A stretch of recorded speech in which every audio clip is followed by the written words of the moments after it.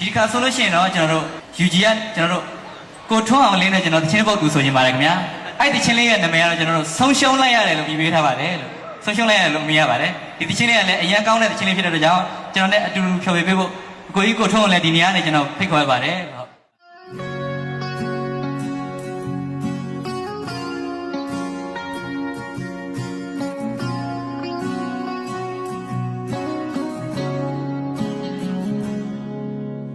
ဆုံးတသွားတဲ့ချစ်တွေပြိုကွယ်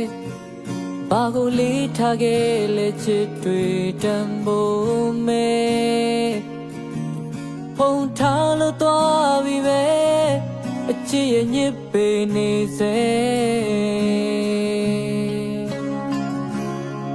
နေပြရစုလို့ပြောရတော့ငါယုံခဲ့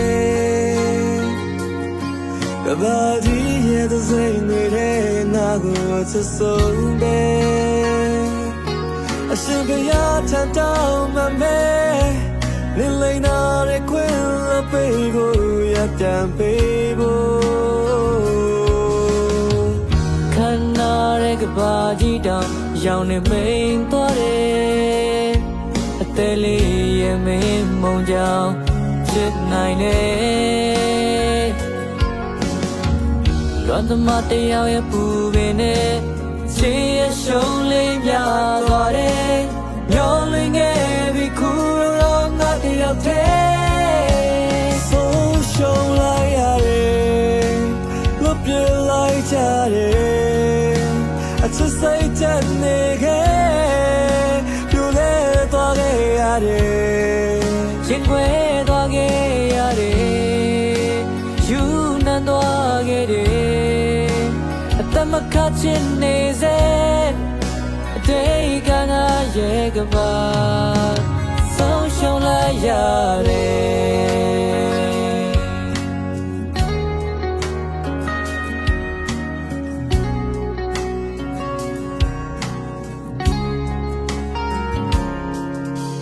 ဒီလိုမကောင်းတဲ့တဲ့စားငါဆိုပြေလက်ထမတဲ့လေးကအိမ်မမဟုတ်ခဲ့ငါတဲလေးကွယ်ပြီးရဲ့နေငါတော့ပြုံးနိုင်တယ်နေပြရစုလို့ပြောခဲ့တော့ငါယုံခဲ့ကဘာကြီးရဲ့တဲ့စိတ်နဲ့ငါကိုအချစ်ဆုံးပဲအရှင်ကရထတောင်းမမဲလင်းလိမ့်နာတဲ့ခွင်လပေးကိုရတံပေးဖို့